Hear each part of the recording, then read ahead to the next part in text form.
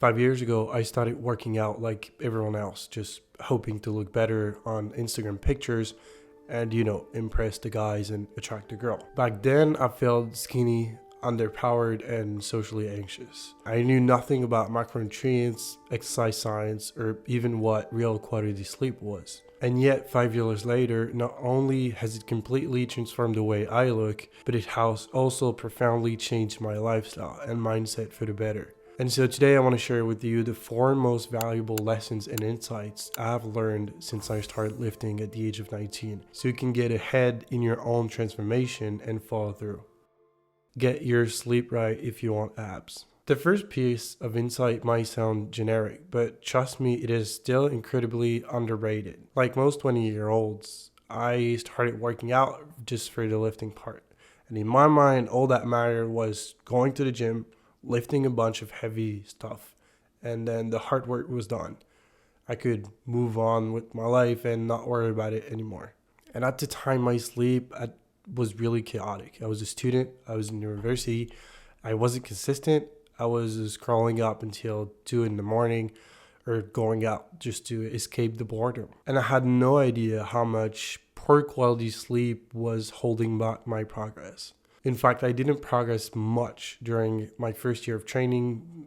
I think it's because of it. And my chaotic sleep took everything from me. The worst part is that it wasn't just about the gym. I also had these constant brain fog, these headaches, and feeling of sluggishness in the morning. It wasn't until recently, it was about 2 years ago, that I started following a strict sleep schedule. Now, don't panic when I say strict. Now, I'm just convinced that you haven't fully experienced life if you haven't had 8 hours of solid, uninterrupted sleep. Because everything feels easier and life's become this magical thing whenever you're rested. Now, everybody knows that they should be sleeping, the 7 to 9 hours and avoid screens 1 to 2 hours before going to bed. So why are people still not prioritizing their sleep even though they know it's key? Honestly, I think it's because they feel like their day is empty when they go to bed or when they have to go to bed. They feel like their needs and expectations aren't met and because their daytime wasn't fulfilling enough. So they try to reclaim it by cutting into their sleep. At least that's what I was doing. And now I know that it has a name. It's called revenge bedtime procrastination. It's when you procrastinate going to sleep because your daytime life isn't fulfilling enough. So you extend the only time you feel you have control over, and it's your nighttime, because no one's here to tell you what to do when it's 12 a.m., midnight. But you have to be aware of the fact that this is costing you everything: your gains, your energy, your mood, productivity. And I fixed that with the simplest protocol. I set an alarm for the same time every day and place my phone 10 feet away from my bed. For me, the logic is simple. If you have to physically get up to turn off your alarm, you'll wake up. And when I say wake up, is because you can't open your eyes and still not be waking up in the morning, just to snooze and just go back to sleep. So you have to force yourself, your future morning self, to stand up and get moving. Because once you're up, then it's just about making a conscious decision to either you going back to bed and breaking the streak and forgetting about your goals, or just, stay up and start your day. So might as well start your day because you're already up. No matter how late I went to bed the night before, I knew there was no way around waking up at 5:30 in the morning. Phone on the desk. I made waking up a non-negotiable part of my day, and so my brain just followed. Say no if you want to get fit.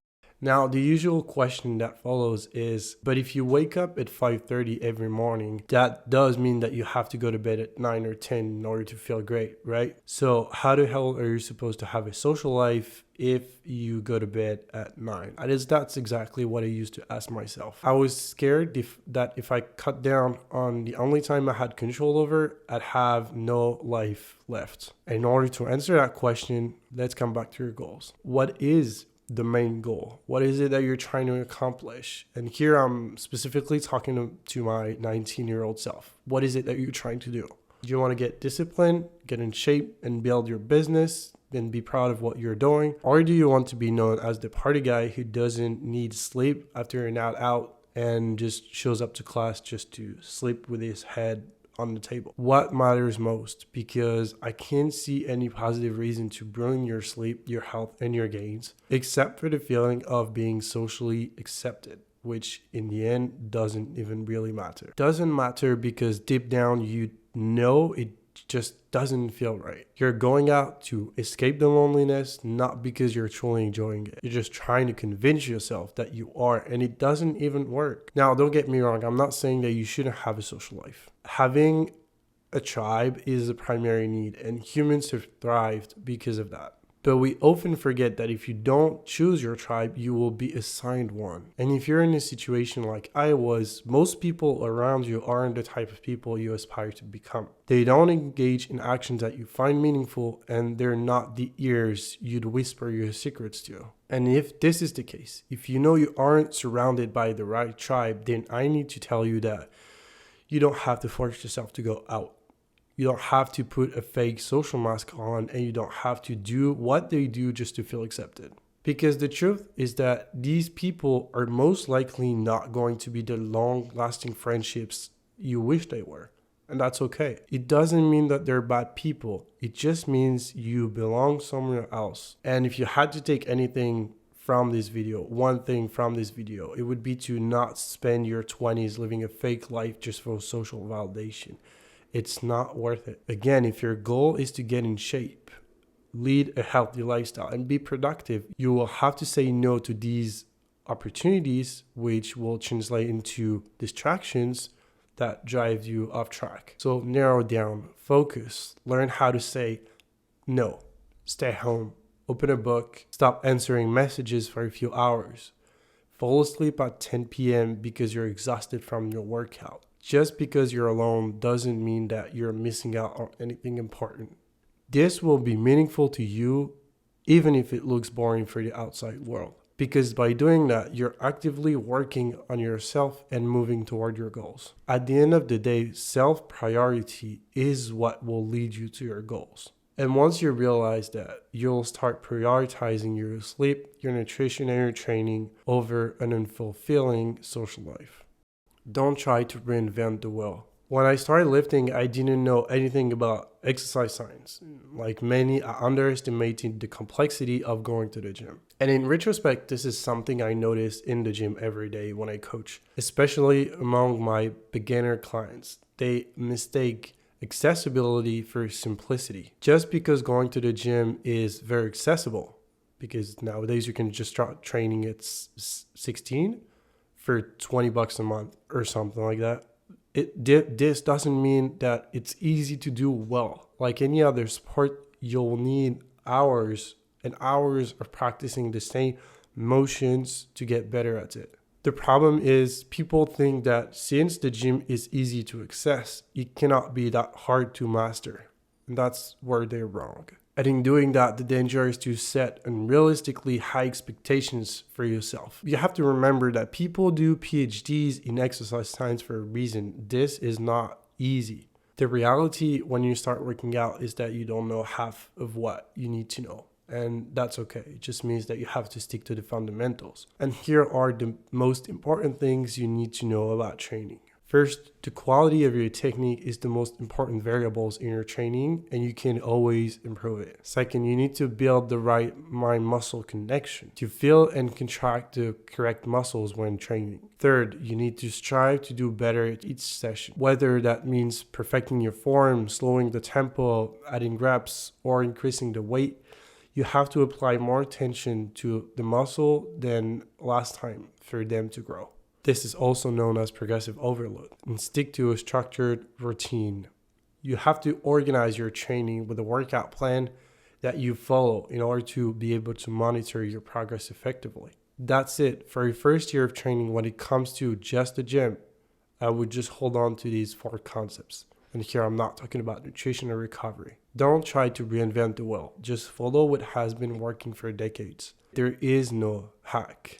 The only hack is to keep repeating the same proven principles over and over again while tracking your progress. Yes, you will encounter obstacles, and your duty is to find solutions that allow you to stay on track. Because the transformation that you're seeking is found in basic tasks that you must do again and again, as incredible results are often the result of incredible consistency, not incredible complexity. And I personally found immense comfort in knowing that if I was just to hold on to a handful of simple concepts and follow them daily, I would see the results I was looking for. On top of that, it countered the beginner's overwhelm. Now, this applies not only to the gym, but to almost any endeavor. Whether you want to become good at exercising, writing, surfing, math, or astrology, which I don't know nothing about, you will have to stick to the fundamentals long enough to understand the domain in its entirety. Only then will you be able to reinvent the wheel and innovate if you still wish to do so. And if you want to learn all the fundamentals of working out and everything that will help you transform your body autonomously in 5 weeks, you should consider joining Fitness Autonomy. Link in the description. Always choose quality over quantity. Humans are not optimized for qualitative quantity. Machines are. And you're not a machine. Because when I started seeing some results from my workouts, I thought to myself, if I'm getting these results by exercising 4 times per week, what if I exercise every day? 7 days a week, no rest. And what if I stack 3 boxing sessions on top of that? Would I get better? Faster? That should probably get me better results than just training only 4 days per week. After all, all these people on the internet, they say that I don't need rest. They said that overtraining doesn't exist, and that's just an excuse for people who don't want to put in the work. And nowadays, I can tell you for sure that this thinking was profoundly flawed, and it cost me months of progress, 2 tennis elbows, and waking up every day for 3 months feeling like my body was giving up on me without understanding why. Don't get it wrong. A minimum quantity is required and very important because you have to practice very often. And this doesn't mean you can engage sporadically. The number one rule that makes transformation possible is still consistency. That being said, there is more growth, enjoyment, and progress found in the quest for quality than there is in the quest for quantity. The goal at the end of the day is to engage in activities that are meaningful to you. The ones that will bring you closer to your goals and aspirations. More than that, the problem is that if you do too much of anything, it's not better. More doesn't equal better. In fact, I'd argue that 99% of the time, too much is just detrimental. Don't rush the quantity or you'll find yourself too deep in the extreme, and it will cost you a lot more than if you had just focused on the quality and allow quantity to build gradually. And as always, I hope this helps. Trust the process.